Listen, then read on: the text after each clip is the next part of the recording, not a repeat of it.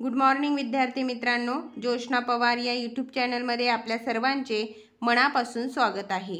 आज आपण द्वितीय सत्र परीक्षा इयत्ता 9वी विषय इतिहास व राज्यशास्त्र या विषयाची प्रश्नपत्रिका अभ्यासणार आहोत। एकूण 40 गुणांची ही प्रश्नपत्रिका आहे आणि ही प्रश्नपत्रिका सोडवण्यासाठी तुम्हाला 2 तास हा वेळ देण्यात येतो। बघा, तुम्हाला आवश्यक वाटत असेल तर तुम्ही स्क्रीनशॉट काढून घ्या आणि अजूनपर्यंत तुम्ही चॅनलला सबस्क्राइब केलं नसेल तर चॅनलला सबस्क्राइब करा, जेणेकरून जे नवनवीन व्हिडिओ मी यूट्यूबवर टाकेन त्याची नोटिफिकेशन तुमच्यापर्यंत अगोदर पोहोचेल। चला प्रश्नपत्रिका सोडवूया। प्रश्न क्रमांक 1 दिलेल्या पर्यायांपैकी योग्य पर्याय निवडून विधाने पुन्हा लिहा। एकूण 3 गुण आहेत आणि 3 रिकाम्या जागा या ठिकाणी आपल्याला लिहायच्या आहेत। 1. भारत सरकारने 1975 मध्ये डॅश डॅश यांच्या अध्यक्षतेखाली महिला आयोगाची स्थापना केली। 4 पर्याय दिलेले आहेत, योग्य पर्याय तुम्हाला निवडून लिहायचा आहे। दुसरा प्रश्न, अणुऊर्जा आयोगाचे पहिले अध्यक्ष म्हणून डॅश डॅश यांची नेमणूक झाली। 4 पर्यायांपैकी योग्य पर्याय निवडायचा आहे। तिसरा प्रश्न, 1948 मध्ये डॅश डॅश या हेतूने भारतीय औद्योगिक वित्त महामंडळाची स्थापना करण्यात आली।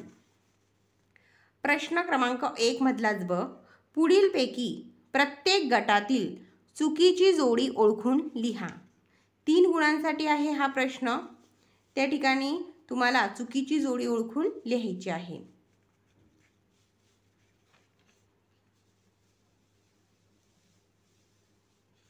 प्रश्न क्रमांक 2 दिलेल्या सूचनांप्रमाणे कृती करा।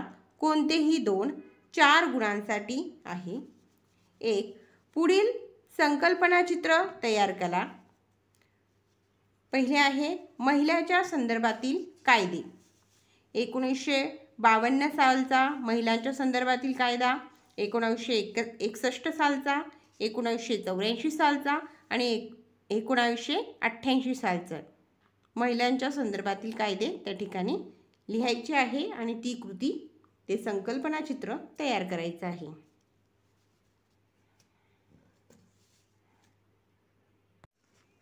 बघा, दुसरंच, भारताच्या विज्ञान व तंत्रज्ञान क्षेत्रातील प्रगतीची कालरेषा 1961, 1974, 1981 आणि 2000 प्रगतीची कालरेषा।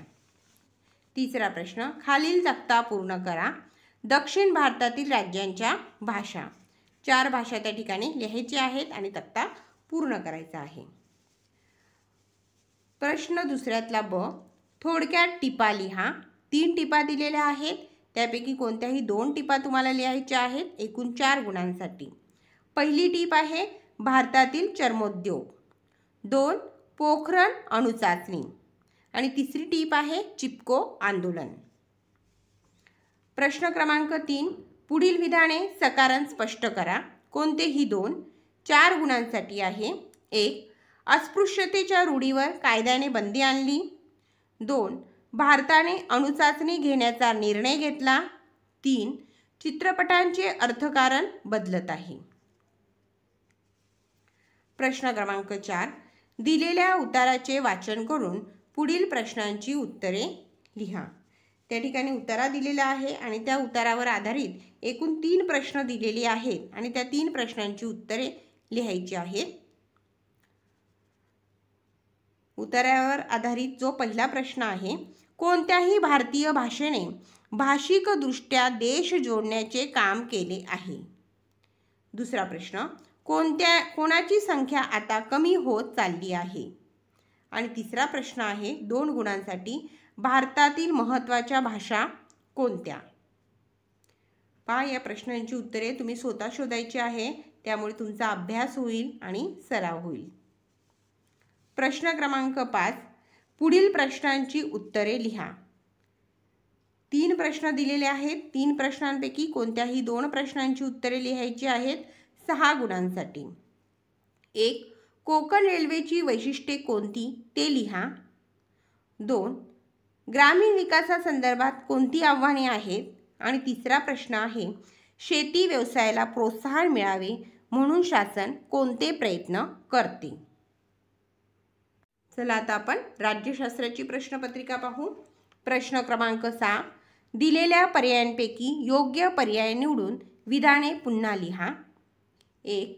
संयुक्त राष्ट्र संघटनेच्या आज सभासद असणाऱ्या राष्ट्रांची संख्या डॅश डॅश आहे. 2. पुढीलपैकी कोणता दिन आंतरराष्ट्रीय स्तरावर साजरा केला जातो? 4 पर्यायांपैकी योग्य पर्याय निवडून तुम्हाला लिहायचा आहे. प्रश्न क्रमांक 7. 4 गुणांसाठी आहे.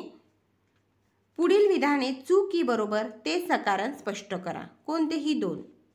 चूक आहे का बरोबर आहे ते सकारण स्पष्ट करायचं आहे.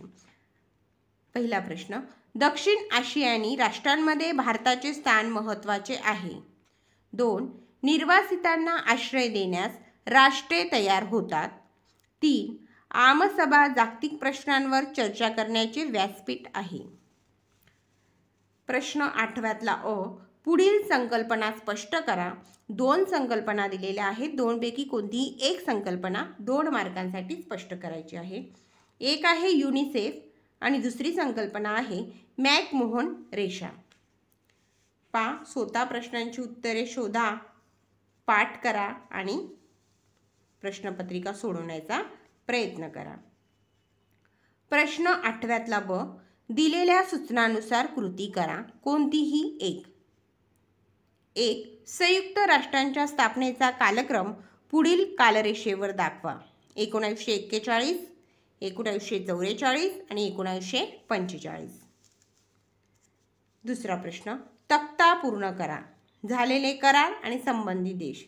सिमला करार कोणत्या देशाशी संबंधित आहे तो त्या ठिकाणी लिहायचा आहे, किंवा भारत चीन देशाशी कोणता करार झालेला आहे तो त्या ठिकाणी लिहायचा आहे. करार आणि संबंधित देश. प्रश्न 9 2 गुणांसाठी. खालील प्रश्नांची थोडक्यात उत्तरे लिहा. कोणतेही एक. भारत अमेरिका यांच्यात सहकार्याचे संबंध निर्माण होण्याची पार्श्वभूमी सांगा. किंवा दुसरा प्रश्न आहे, संयुक्त राष्ट्राची शांती सेना कोणती भूमिका बजावते? या ठिकाणी आपली इतिहास आणि राज्यशास्त्र या विषयाची प्रश्नपत्रिका समाप्त झालेली आहे. थँक्यू.